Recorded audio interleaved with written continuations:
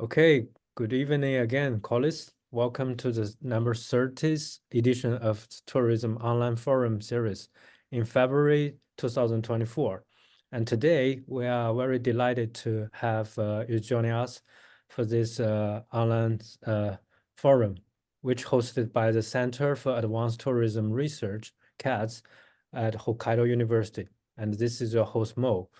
For this evening session, it's indeed an honor to have Dr. Loretta Bellato to share her recent research about regenerative tourism and its relations with communities. Dr. Loretta is a settler woman of Italian heritage from Melbourne, Australia, and she is an early career researcher who recently completed her PhD study at Swinburne University of Technology. Congratulations. And Loretta is a Regenerative Practitioner Series graduate, Master of International Development, and Master of International Sustainable Tourism Management at Monash University, and has extensive practitioner experiences in community health and tourism sectors. She is currently an adjunct researcher at the Center for Urban Transitions, Swinburne University of Technology, and a regenerative development consultant and a local government officer. So she's exactly kind of person we would like to invite for our research center to have guest lecture. And please note that this online lecture will be recorded and uploaded to our YouTube channel of Center of Advanced Tourism Research. So now let's invite Loretta to share her lecture. Please leave your comment anytime in the Q&A box. Because the topic of regenerative tourism is very new. You might have a lot of questions you want to ask her about. I will share her affiliation and email information later, but now let's give the floor for Loretta Sensei. The floor is yours. Thank you very much, and it's lovely to be here and an honor to speak with you all. So I'll just turn my camera off. How do I do that? I'll just turn my camera off so that we don't have any problems with the internet working well. So thank you very much, Mo, for inviting me. And I've been looking forward to sharing some of what I've been learning about regenerative tourism. And it is a very new concept for all of us in the tourism sector to be trying to understand.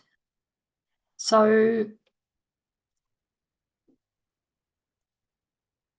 a little bit before I do continue, in Australia we have a tradition where we acknowledge country, and so what that means is that we acknowledge the land and the waterways, and also the traditional custodians of the lands who have been taking care of this place for many thousands of years. And so I'd like to acknowledge the Wurundjeri Woiwurrung people of the Kulin Nation, and which is the place that is now called Melbourne, and would like to acknowledge that they have been taking great care of this country, and have never lost their connection. Also, I'd like to acknowledge the supervision that was provided to me by my PhD supervisors, Professor Nikki Franzikaki, Andy Nygaard, and Dr. Andrew Peters. And also had some very good panel people on my panel, a PhD panel, and they were Professors Jenny Pay, Professor Joseph Cheer, and Professor Emma Lee. And I would also like to acknowledge the contribution that an advisory group that was made up of regenerative development practitioners in this research that I did, and also the many participants.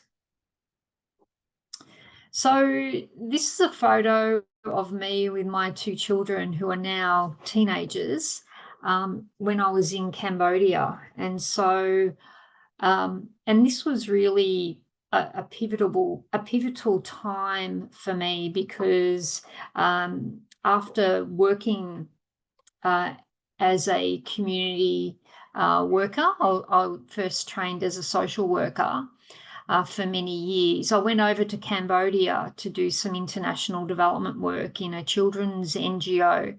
And it was there that I came across the tourism sector and its promise for alleviating poverty. And it was since that time that I became very interested in what the potential of tourism could be to promote the health and well-being of communities. And so when I got back from Cambodia, I did some work in various tourism programs. And I also have completed the master degrees that Mo talked to you about.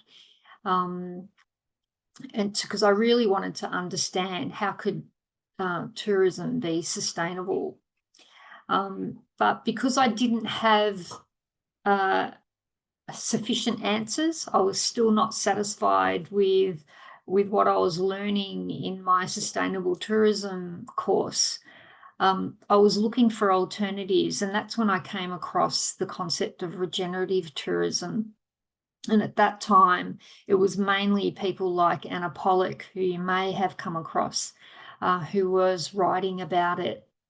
And because I wanted to learn more about the concept and I was really curious, I ended up undertaking the PhD that looked at regenerative tourism. And because I was based at the Centre for Urban Transitions, I decided to focus specifically on urban places.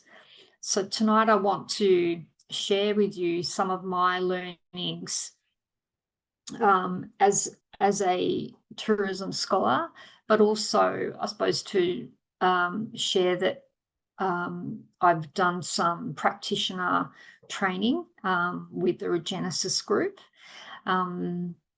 to understand from their perspective how they see regenerative development and regenerative tourism, because this concept comes from practitioners rather than from academia.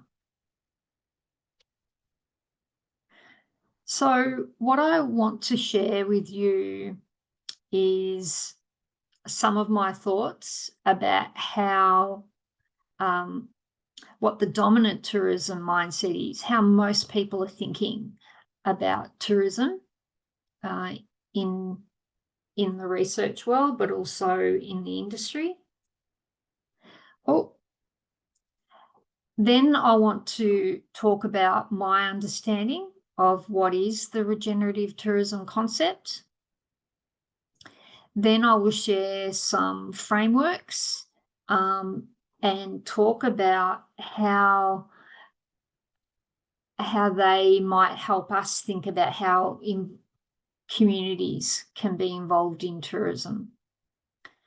I'll share some case studies, and I'll also start to, I suppose, talk about what does this mean. Okay, so the dominant tourism mindset. So I'm not sure, but when I did my master degree in tourism, this was a framework that I was shown, the LEPA's tourism system.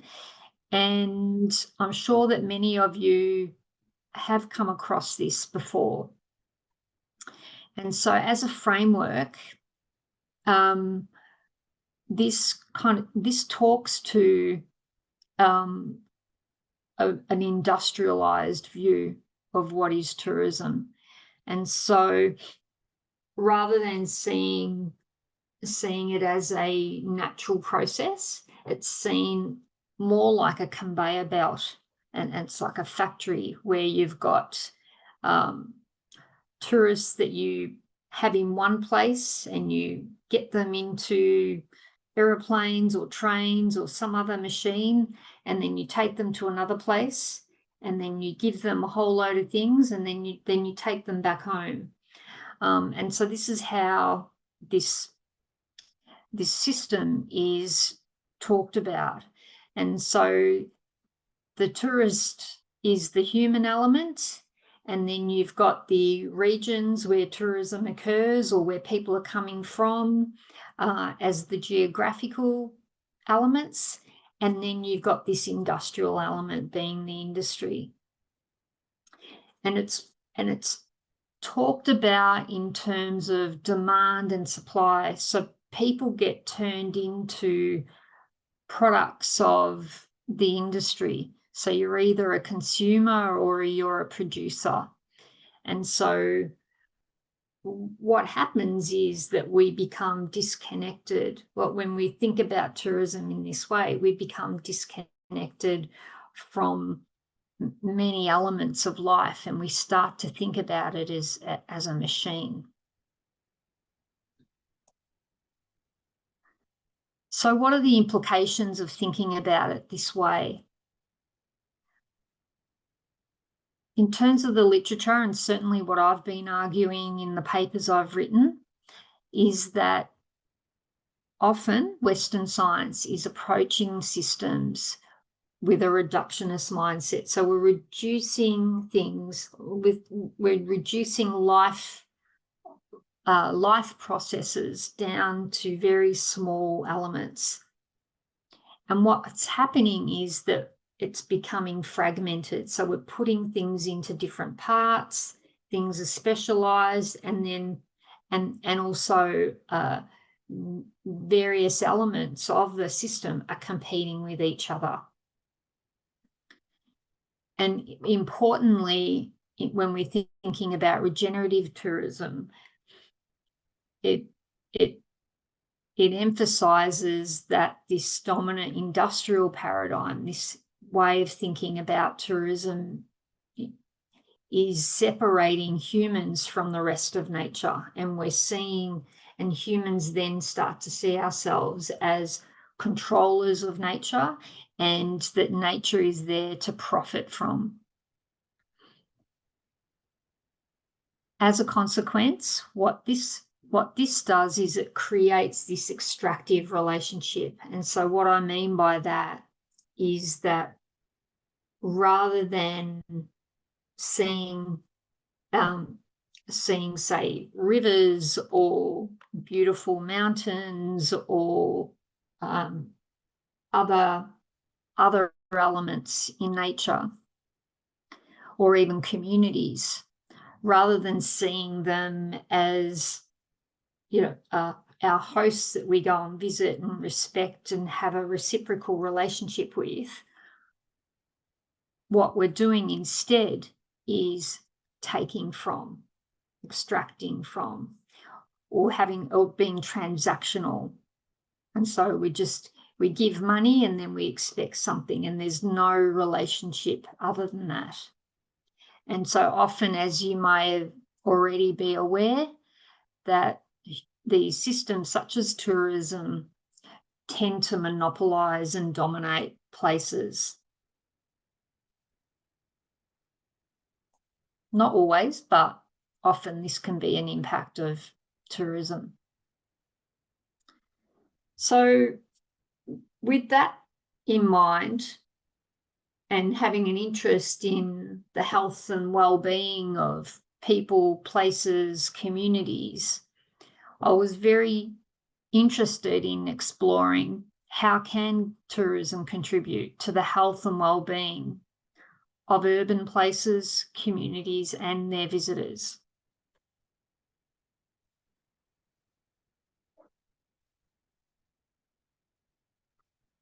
So, because there was very little literature or research done about this regenerative tourism concept, before I could start thinking about what does this look like in an urban area, I needed to do some work around understanding what is regenerative tourism. And so this is what I came up with. I developed a working definition, and when I say working definition, it's just it's not a fixed universal definition that necessarily is relevant everywhere. So I'm very aware that I've come from Australia, from a Western culture. I've done a literature review that is mostly literature from Western authors, and about this concept. And so I'm not going to claim that I can give a worldwide definition of what regenerative tourism is. And the other thing with that is that this whole concept of regenerative development and regenerative tourism that I've been learning about actually rejects universal definitions. They say that we need pluriversal approaches where we need to understand things from different perspectives.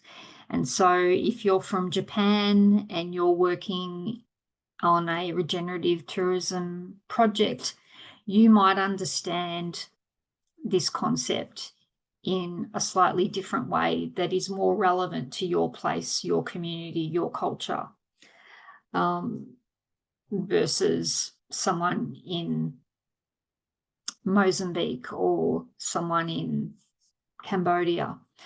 So that's why I say a working definition. But this is what I did come up with after having done an extensive literature review and having talked with leaders in this field. So rather than it being a type of tourism, I see it as a transformational approach. It's an approach that seeks to transform systems. And its aim is to fulfill the potential of tourism places so that they can flourish. And when they're flourishing, that they're creating net positive effects. So some people talk about that as giving more than what it takes. So tourism actually creates multiple benefits beyond what it would do just through the conventional way of doing tourism. And that the key benefit of a regenerative tourism approach is that it builds capacity, builds the capability of humans and the rest of the non-humans, so the rest of the ecosystem, the rest of nature, to operate well and to flourish. So it comes from the other part. So the next part of this working definition is to identify that it comes from what's called an ecological worldview. And this worldview is different to the Western worldview, but it combines Western ways of thinking with Indigenous knowledge systems. So Indigenous knowledge systems are not just one way of thinking, because obviously we have different Indigenous people all over the world with their own worldviews.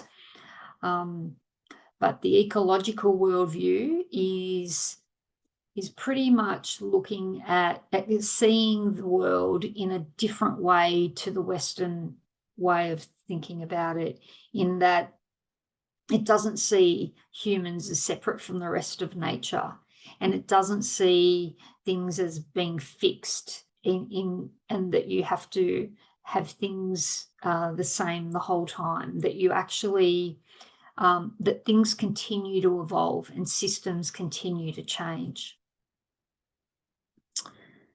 So therefore, tourism systems are regarded as inseparable from nature. So tourism is not an industry that does things to nature. It actually sees it as a part of nature. And that as part of a regenerative tourism approach, there's an obligation to respect the boundaries, Earth's boundaries, and the laws of the Earth about how much we consume and how we treat the Earth. The other thing is that these are the approaches that are being developed in using regenerative tourism continue to evolve, and they do vary across places. You can't pick up a recipe and say in Japan you do regenerative tourism. You can't pick up that method and take it to Belgium and do exactly the same thing, because it's a completely different context, and you need to derive the approach and build the approach from the ground and from that place. But it's always about harmonizing the practices that you develop with the rest of nature so that you can create regeneration. You can help to build new life and create new life. So as I was saying, it takes a pluriversal perspective. I've talked about the ecological worldview. So these are all the aspects of the definition that came out of my scoping review. That it's about tourism living systems. It's a transformational approach. I talked about the increasing systems capacity. Its purpose is about promoting healing and healthy ecosystems. So its primary purpose is not about profit generation like other approaches to tourism. And that when you design these interventions, that it's from the potential of the place. So what can that place become? And so that's where it gets designed from. In terms of the relationships amongst the different stakeholders, it's about having reciprocal relationships. So mutually beneficial relationships are key. And I've talked about the evolution and varying. So some of you who may have done a bit of reading about regenerative tourism may have seen this chart. And so this chart comes from Bill Reed, who is a leading regenerative development practitioner. And on the left side, you see that that talks about degenerating. And so I would say that conventional practice is probably the majority of how tourism operates.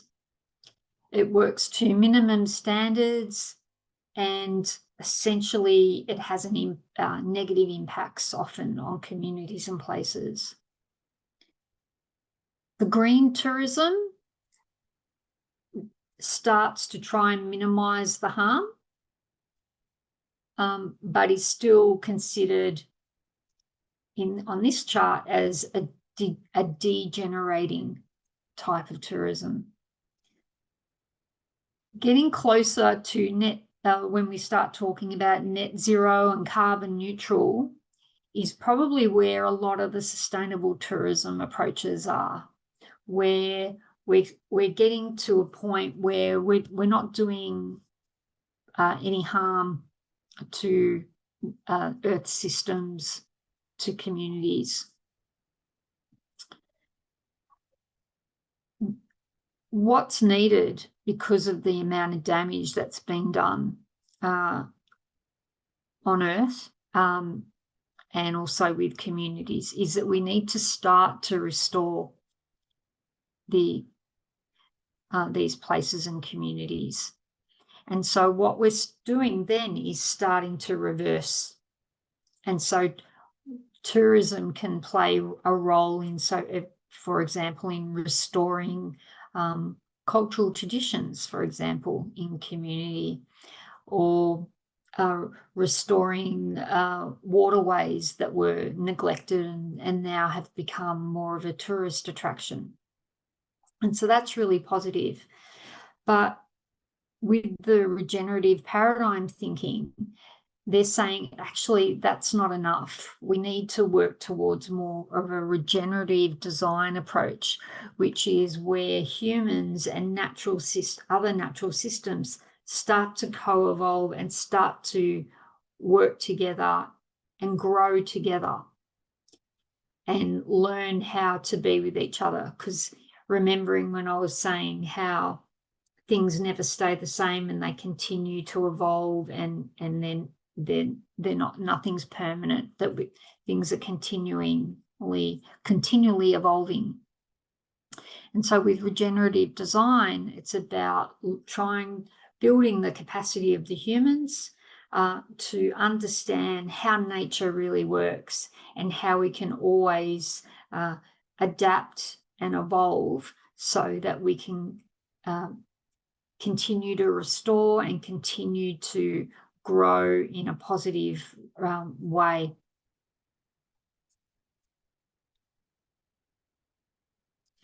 So as part of this paper here about regenerative tourism that was published in Tourism Geographies in 2022, I did a comparison to try and understand more about, well, why do we need regenerative tourism? We've already got sustainable tourism. And so as you saw in the graph beforehand, sustainable tourism is really sitting at this kind of 0 point, whereas where we're trying to get to is at a more living and whole systems thinking level, where regenerative design is creating better conditions than what we had before. But there are other differences, and so I've talked about the worldview.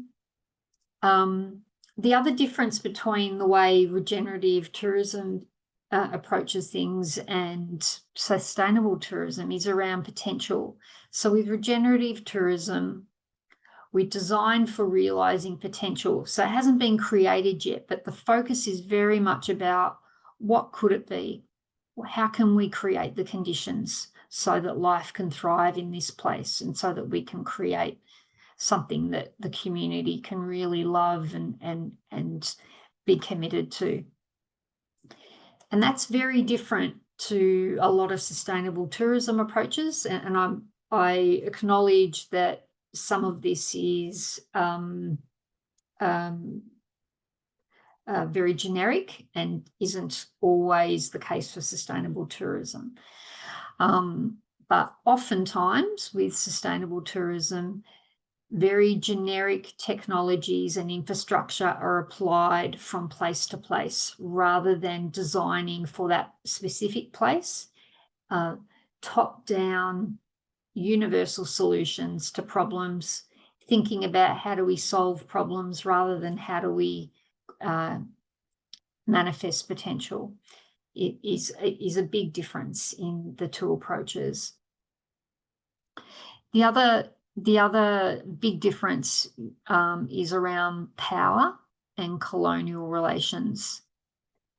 And so in regenerative tourism, there's a really strong emphasis on all stakeholders, anyone who's affected by tourism, being involved in tourism development and considered to have expertise. You don't have to be a tourism expert to have expertise and make a very strong contribution to the development of a place. Whereas in sustainable tourism, it tends to be top-down, expert-led approaches. And often the power structures are not challenged. I've talked about systems. So essentially with systems, with regenerative tourism, it's a living systems of thinking. So thinking about a whole complex system versus thinking about tourism as a production line and thinking about the industry as the prime stakeholder. And so in terms of change agents, with regenerative tourism, change is very much seen to be happening with the hosts and local communities who are really primary change agents.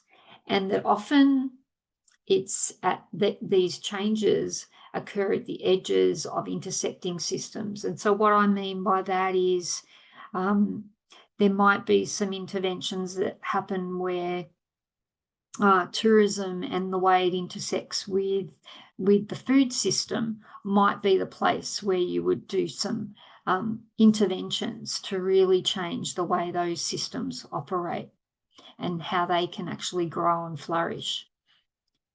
Versus the key change agents in sustainable tourism is either the private sector taking the lead and or government top-down changes.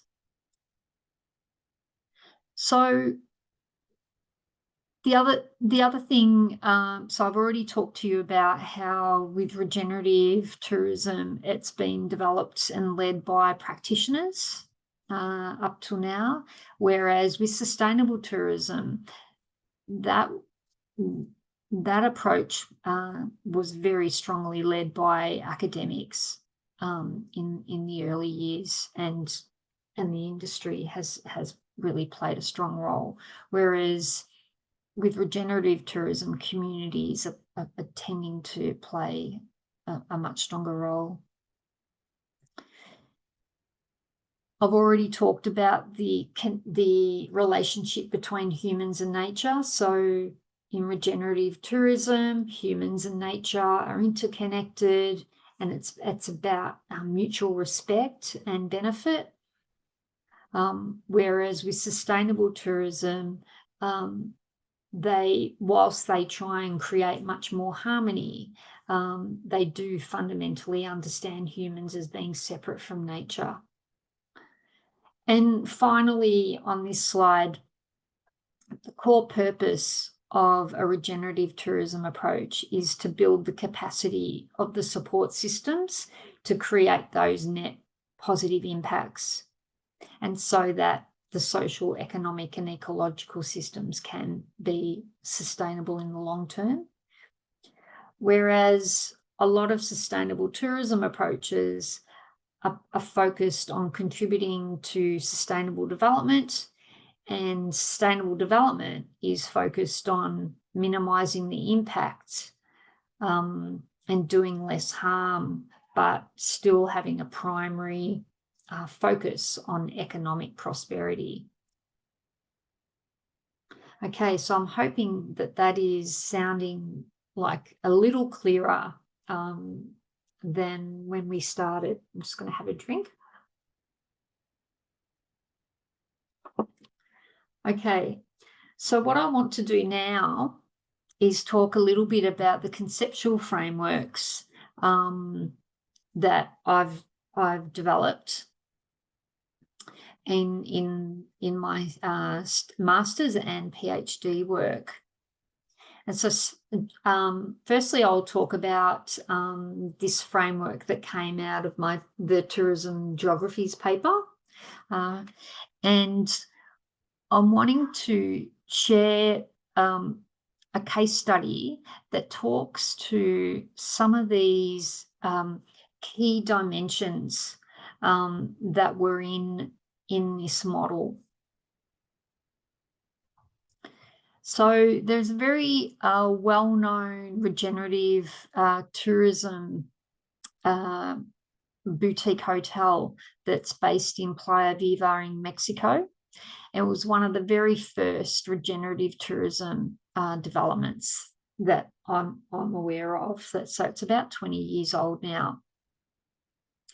So on the left is a picture of a very degraded plantation site that has lost a lot of its nutrients and doesn't have any diversity really at all.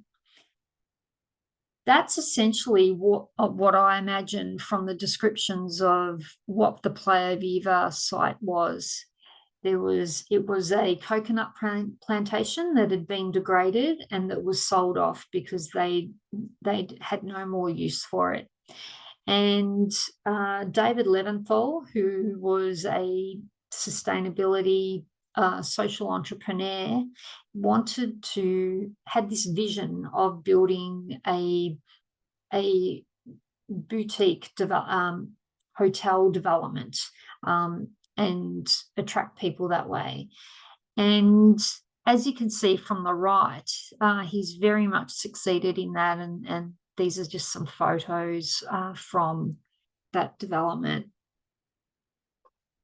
So how did he go about it? Well, the first thing they needed was a regenerative mindset. They needed to be thinking about adopting a regenerative approach.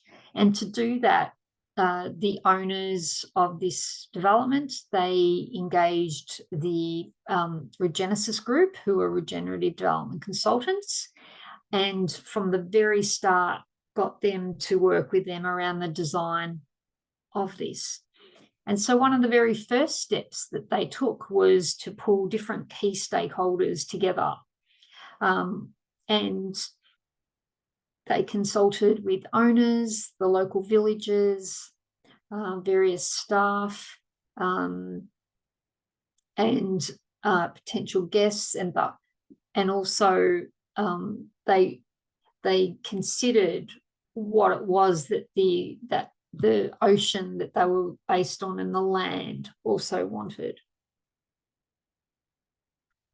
So the first step in a regenerative development approach is to start to think about what is the potential of this place, what's its history, what's been its role, and what does it want to become. And so in collaboration with the elders of the local village, the design team, they explored what was unique to that place. And before it was a coconut plantation, what was it? And how did it operate? And so then, and what are the opportunities to restore the ecosystem? And what they found was that this place had pristine beaches. There was a private nature reserve. There was also a turtle sanctuary. There were ancient ruins nearby. And there was also a natural estuary that was home to many exotic birds. And they thought, wow, these are all amazing unique features of this place that we hope that we can actually grow and help flourish. Because at that time, when they first took it over, there were very few turtles. There were some there, but they'd been degraded, that lost the numbers. And so they were thinking maybe they could help restore the turtle population. And so what was their overall vision and purpose? And so that this was the intended system effects. And so basically they developed a master plan, and they had the aim to revitalise and nurture local natural resources and the community so that they thrive in harmony and continually improve. So that was their key aim for that place. And so in terms of the actual practical things, they set about after designing them, the buildings, they constructed them, and they used materials that were of that place, and also techniques that wouldn't harm the environment further.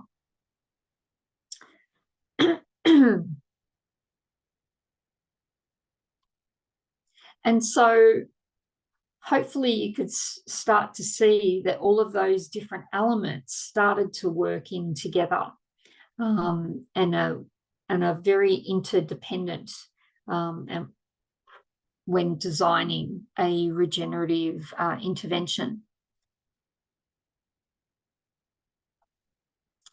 The next framework that I'll share with you is the Living Systems Framework. And so I want to talk about a case study that I did here in Melbourne called the Swimmable Birrarung. And the Birrarung is the local Aboriginal name for the river. So this is a map of what the river looks like. And so you can see here with all these no swimming signs, that the river, it's illegal to swim in that river because it's been designated for boating, and they say it's too dangerous to swim there. And it's also been straightened out for the ships to come through. But further up in this area that up the top, it is where this photo was taken on the right. It's a much more natural. So why swimming? So this was a project where we decided that we would use swimming as a way to regenerate the river. And it was used as the, I suppose, the tool for that was because we felt that it was a way to reconnect people with the river, and so that they would care more about the river. Because at the moment, the rivers has been treated really badly and is in poor health.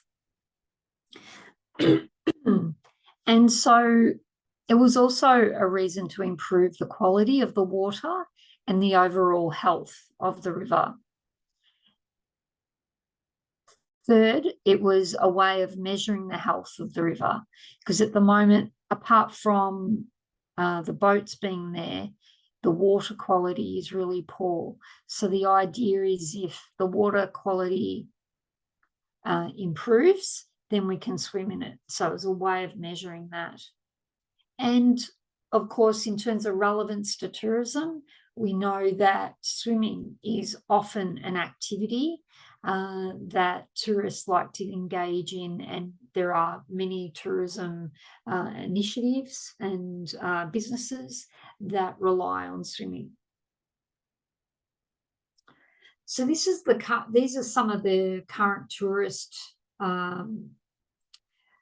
images of this river, and as you can see, it is seen as quite a feature of Melbourne, but it's also seen as a backdrop.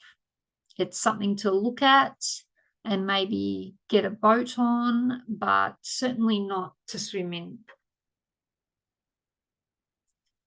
And this photo on the left here is a depiction of just the state of how the river is, and you can see that there is rubbish that's been put in there and graffiti, and which is quite sad because this place where this photo was taken is considered to be a sacred site to the local Indigenous people, because they see the river as being an ancestral being. And this site in particular was where some waterfalls were. But when the colonists came 230 years ago, they destroyed the waterfalls so that they could get their boats up the river.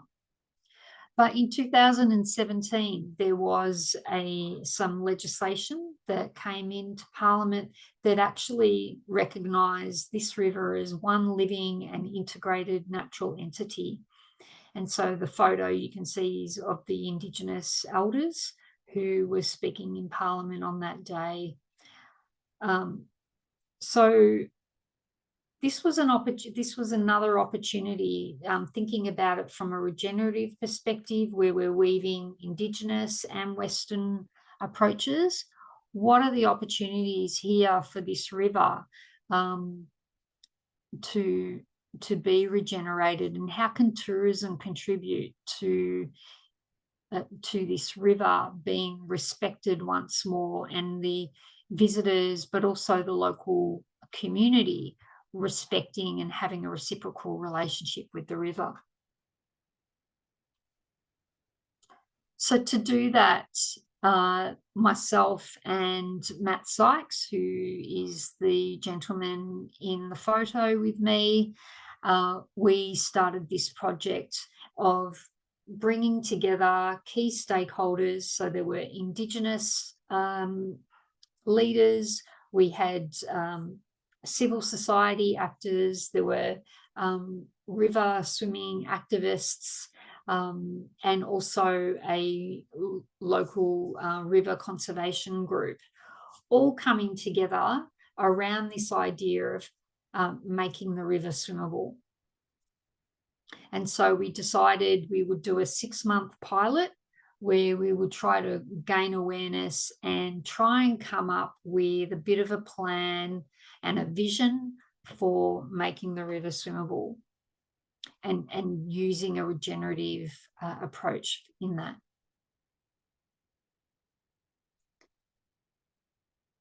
So I, with my research, followed this project and also was an active participant in the project.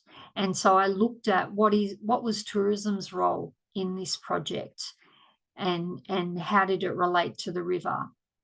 And so, no surprises, it saw itself as a host. So tourism very much in Melbourne has a very conventional approach to tourism and sees itself as providing products and services that enable guests to enjoy their stay. However, I also found that the relationship that the tourism sector has with the river is that it extracts from the river. As you saw from some of the photos, there's lots of boating and there are lots of restaurants along the river, etc., where they're generating profits from having the river there, but they're not contributing to the health and well-being of the river at all. And during this project of trying to make the river swimmable, the tourism sector had very little involvement in the project, because basically they're not ready yet. They don't see how they can play a role. Whereas if you see in the triangle the communing, so this one here, so they were the community members, and they were the ones who were playing a lead role in this project. And they had come up with some resources to employ a convener. They also did a lot of the awareness raising, and they were even using events and little tours as activities, as tools to try and raise awareness about what's happening for the river, and trying to encourage and get excitement about the possibility of swimming in it again. And obviously, the river itself was playing the placing role. And so in this project that we undertook, the river was an active agent and actually contained this whole project, and also it was the future that the river was trying to work towards, which was what we focused our attention on, so that we would make sure that this project wasn't just about swimming in the river so that humans could have a swimming experience and have for their benefit, but that making the river swimmable had to be for the benefit of the river itself. And so at this stage, visitors to the river haven't been involved in the project, but definitely could do in the future, in playing in developing a mutually beneficial relationship. But also all of those stakeholders can play a role of stewarding, and so protecting, restoring and regenerating the community and place. So I think I've talked about that already. So yeah, in I suppose thinking about the community, it's government, local residents and other civil society actors who will need to help developing a city that honours, respects and partners with the river. And if the community can do that and assert that, then that will create a situation where tourism will have more encouragement to respect that as well, and honour the river in a better way. And so you may have heard about the term social license, which is actually becoming more prominent, where communities are saying, if tourism wants to operate in our city or our town, our place, you need to make sure that you're benefiting the community and the place, not just taking and extracting. Okay, I'm aware that I've come up to I'm nearly at time, so I just will quickly talk about including people who are marginalised from tourism development, and I've got a couple of papers here that relate to it. For my master's, I looked at the Shavens and Biddulph inclusive tourism development model, which I thought was a really useful model to help thinking about how people who are marginalised can be included in tourism development. And I found that, again, the Aboriginal community, so Indigenous people, had a lot of potential for being included in tourism development, and had a lot of existing skills, knowledge and capability that would really benefit tourism. I also found that people living in high rises, who are people who live in public housing, and who may have experienced, high degrees of, they have their own expertise and own perspectives on the city that many others wouldn't, and could offer tours.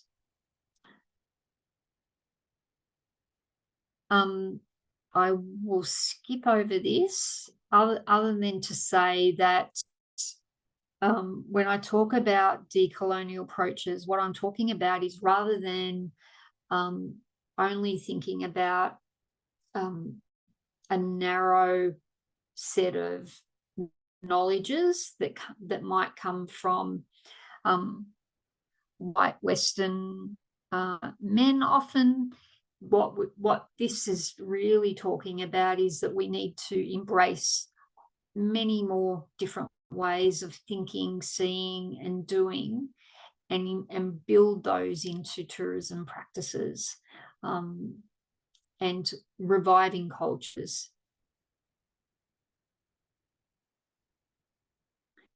And so one of the themes that has come up through the regenerative tourism literature, and certainly in my research, is seeing regenerative tourism as a healing approach. And one of the quotes was that we are all one people with just different perspectives of how we see the world. And it's this diversity that helps complement how we move forward to create a better, more connected world for all. We all have an innate knowing and connection to nature within us. Indigenous cultures practice this wisdom daily and can help bring this to life for all people. Okay, so this is something maybe for you to think about, and it'd be great to talk about in the Q&A, but is there a role for regenerative tourism in the future of your place? I'd be really curious to hear what you think about that. I think there is, but we need to create the suitable conditions for that to happen. And often that comes back to the communities playing a really strong role in that, but also the tourism practitioners and tourism researchers, leaders who want to take on this approach need to start learning about it and practicing it and helping each other to succeed in that.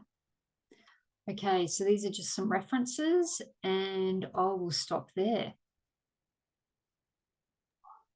Thank you very much, Loretta, and it's a beautiful work and also a very important topic. We have some people already leave a question, but I will just share some of my thought. I think I also agree with this question from our audience. We're still teaching sustainable tourism in a lot of universities, I know, and we still teach them how to use indicators to identify the problem and how to manage it, as like already been teach for 20 years. What's your lecture is really trying to ask everybody a question: how do we teach or evaluate regenerative tourism? I think that's also a very big topic, but it's okay. So let's go to our question from the audience, Dale Honig. So many sustainable tourism and regenerative tourism objective are overlaps, and I think it's very important to avoid conflict. That might be some of the best way to encourage sustainable tourism advocates to go further and embrace regenerative approach. So that's the question. Do you want to? Yeah, no, that's great. Yes, you're right. There is a lot of overlap, and whilst regenerative tourism and sustainable tourism come from some different worldviews, there is a lot of overlap, and we need sustainable tourism measures as well as regenerative. From what I mean, so the focus around minimizing harm and getting to net zero are all very important measures that we need to have as part of our overall approach. However, I think in terms of encouraging people to adopt a regenerative tourism approach, I think they need to come at it from in their own way, at their own time. I think it's by invitation. It's not about telling someone that they should be taking on a regenerative approach. It's helping. One of the things that Anna Pollock is really good, she's a very prominent practitioner, and she's very good at helping people see the limitations of the sustainable development approach and the reasons why we need to look for alternatives. So I think it's about using some of the regenerative thinking to help people see why it's not enough anymore, and that our fundamental way of thinking about our relationship with the rest of nature has really got to change so that we can start to think about other ways of relating. And so with tourism, rather than thinking about tourism and people and communities as products, going back to more about these are people who can become our friends and who we can have this amazing relationship where there's this two-way exchange. A bit like when you invite someone over to your house for dinner, you don't sit them at a table and feed them food and then they give you money at the end of the night and leave. It's much more of an exchange, and you as friendship, and it's hospitality, getting back to what that's about. And so trying to think about how that can work at a when you're offering a tourism experience, and so that there's you're building connections with one another. Does that answer the question? I think, yeah. And we have another very good question come up. And thanks from Carol. Thanks, Loretta, for your inspiring and critical work. Importantly, acknowledging the dominion industry vision in tourism, which sustainable tourism is embedded. What do you think is the best way to face it and communicate it without creating excessive polarization among us, critical researchers, and then industry-related supportive researcher? I feel such a domain is so long established that critical work requires further attention for not being victim of free or instrumental criticism. I mean, especially within the Western academia and its dynamics. This is especially delicate for young researchers. I think this is a great question, and thank you for your availability. Wonderful. All right. Yeah. Fantastic. Mm. Yeah, look, it is very challenging to challenge the dominant way of thinking, can I say. And I've definitely had some, it's been really hard to get some of my papers published at times because I've really been challenging the reviewers because they've, and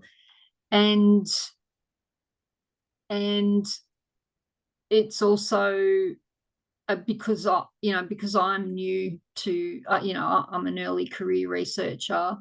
There are some people who have dismissed what I've had to say because I don't have, the status in that dominant way of thinking, that dominant system. And so in terms of avoiding the excessive polarization, I think it's about, it can be challenging because if people feel like you're telling them they're wrong and they're thinking about things wrong, they won't like that. I tend to not try and convince people that don't want to be convinced, that don't want to think differently.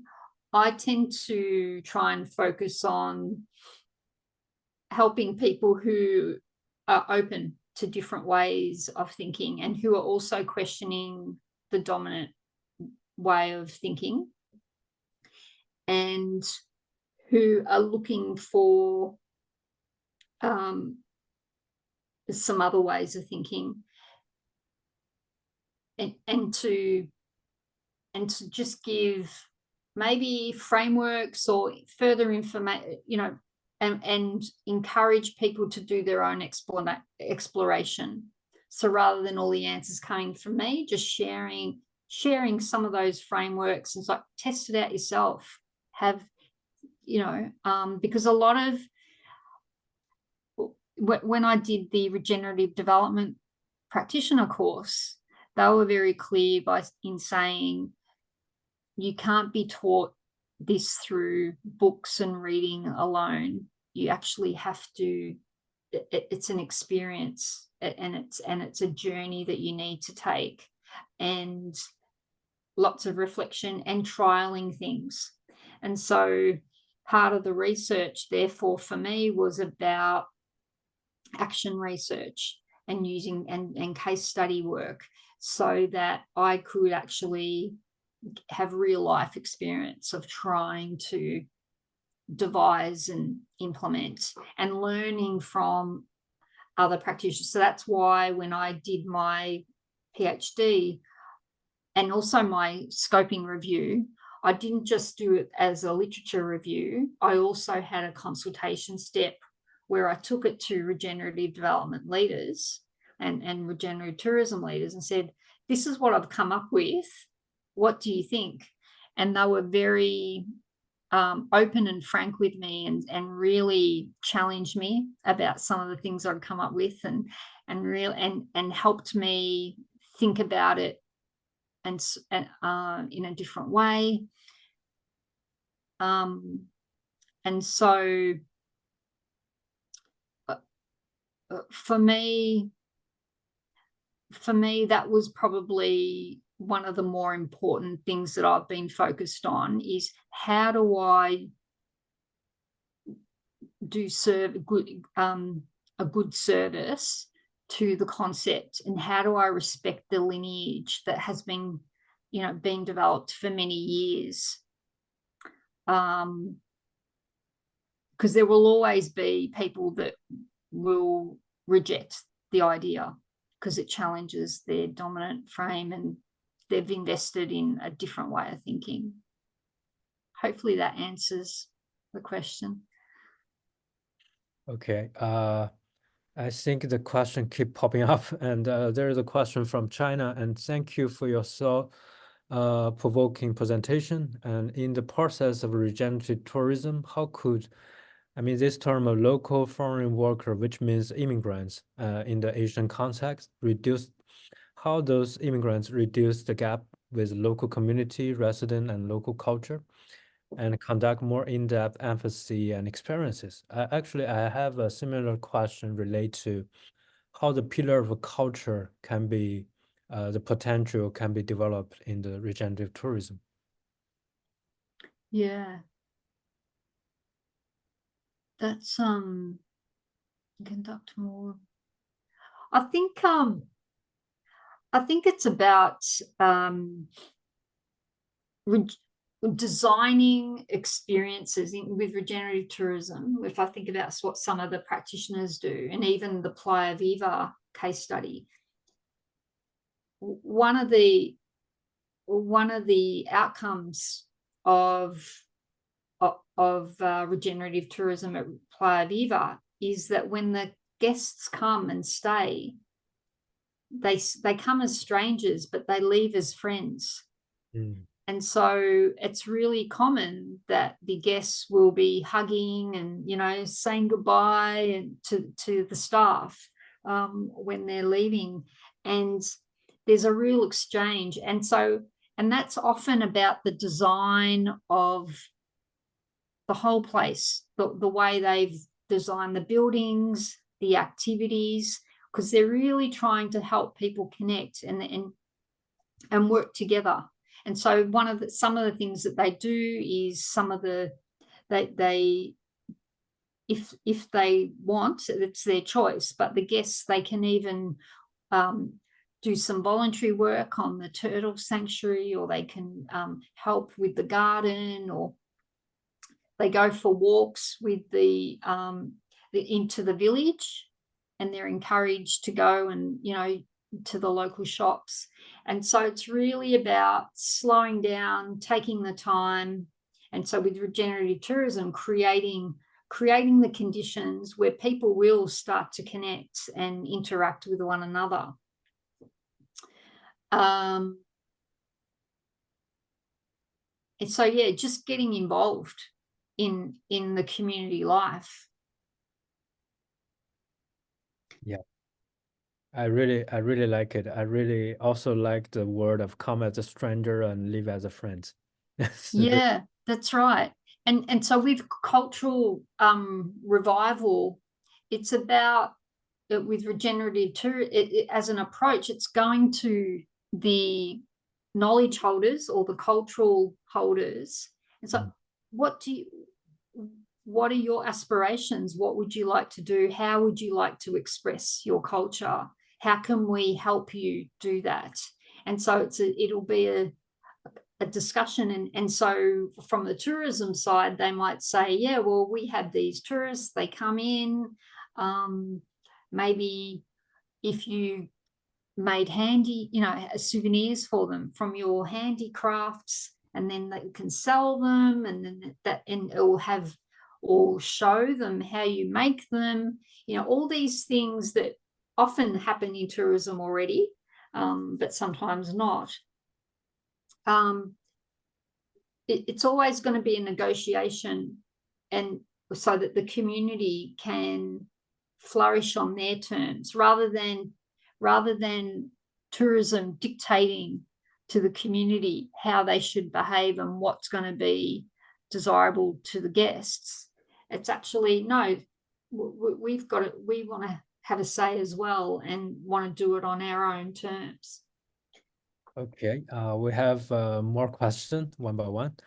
And this one from Jiao Un. I'm sorry if I pronounce your name right, and thank you for sharing. And so for the regenerative approach, should it be the bottom-up approach?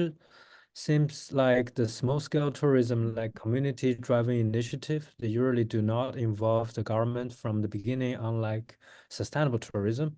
And then how do those who use a regenerative approach sustain their business for long term?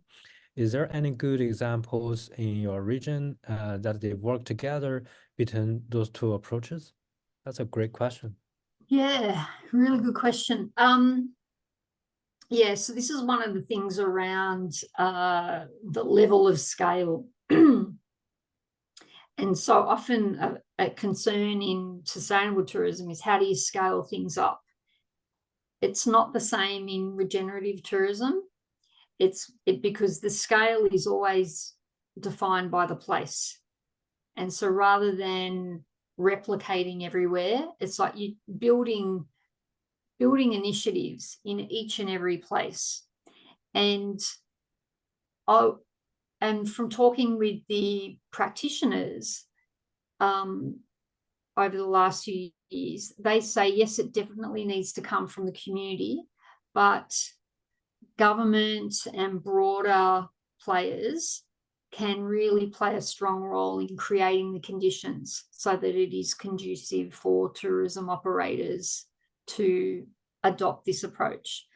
Because it's true that with regenerative tourism, the level of financial profit is not going to be the same, because it's not taking an extractive approach.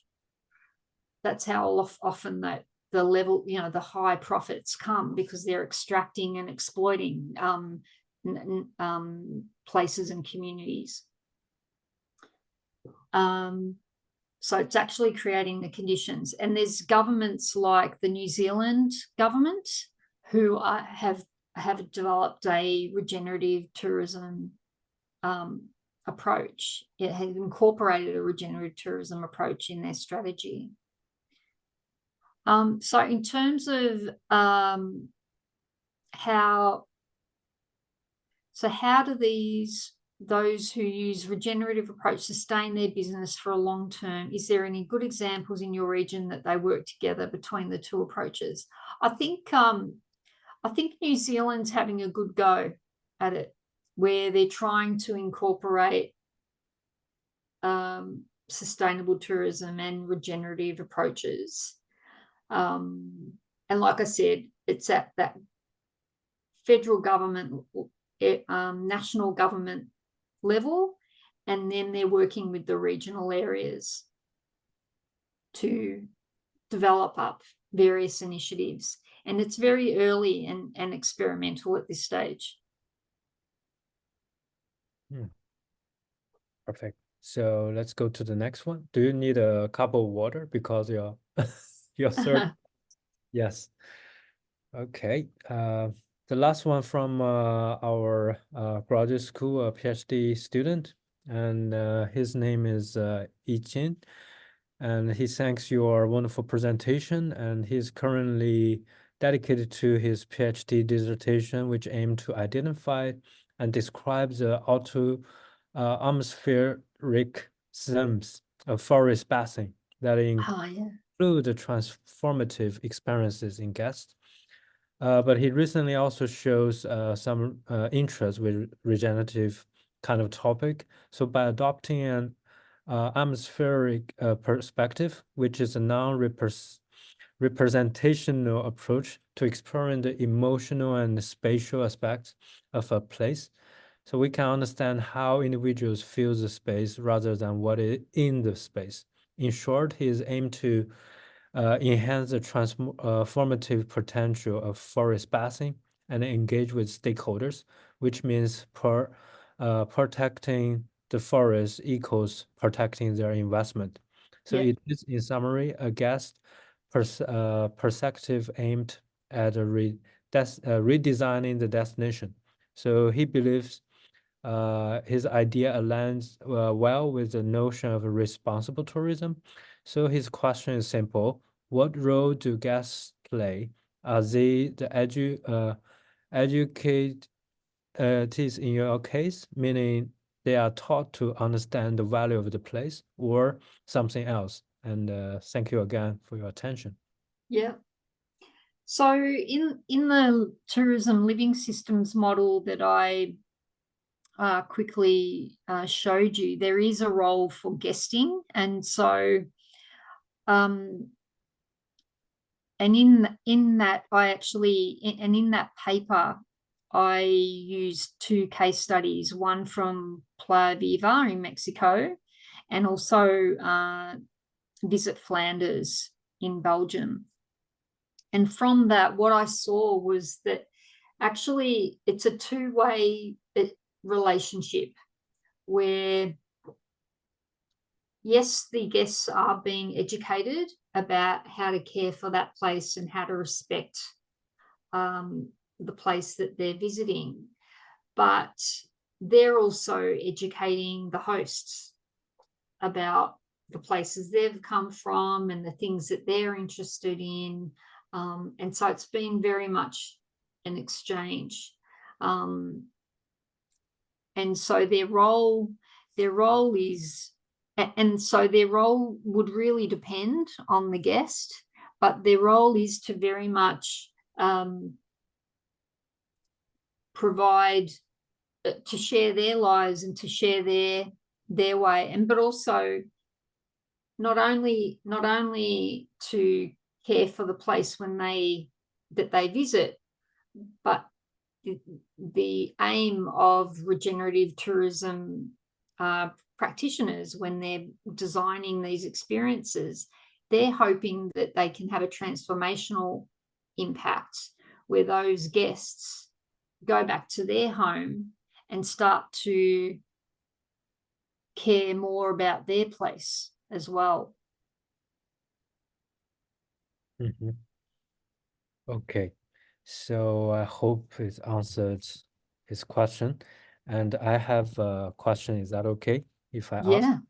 If I may. So it sounds like regenerative tourism involves a lot of not just stakeholders, but also both tourism as well as social enterprise, right? Social entrepreneur. Yes. In this case, I feel this kind of uh, type of tourism is very complicated to create. It require a lot of negotiation and communication. But the goal of this kind of regenerative tourism is try to make a place everybody can enjoy and even a better way to appreciate. Uh, that's kind of my comment. If we want to add some, you can Yeah, share more yeah. about it. I think you're right. It's really challenging and difficult to take on a regenerative approach, because we've been used to competing with one another and having transactional, fast relationships with each other, whereas this requires us to create communities and to start really caring and not see each other as what can I get from you, how can I make money from you, or how can I, take advantage of you. It's more about, who is this human in front of me? Like, who are these people? Who is this community? How can we work together? And when we disagree, how can we use that challenge to come up with something better that neither of us have thought about before? And so there's a whole load of frameworks and approaches that are being developed in the regenerative development field, that are trying to help people improve their capability to work together. Okay, that comes to my next question is, especially for the people from tourism industry, does it require a certain kind of skill to learn regenerative approach to apply to their current practice? If so, what kind of knowledge do they need to kind of keep learning from nowadays society? Yeah, no, it's a great question, because that was something that came out of the research. So whilst in Melbourne, I found that the tourism sector is not ready yet to adopt a regenerative tourism approach. They do have some of the capabilities already. They do that because they can meet with others and design amazing experiences. They know how to promote, and storytelling is a really strong skill that's needed, and kind of having a shared vision to help them create a shared vision and to help change the narrative.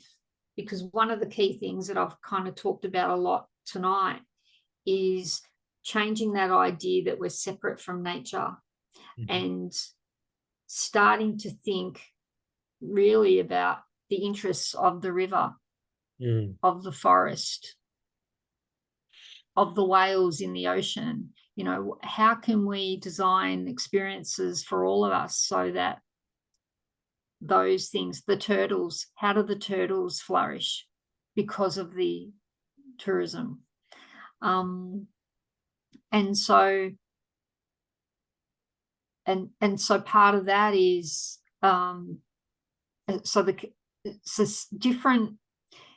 different tourism operators will have different levels of capability around that. Right. That's also make me think this topic a little bit deeper. Like your case study is from one from Mexico, one from Australia.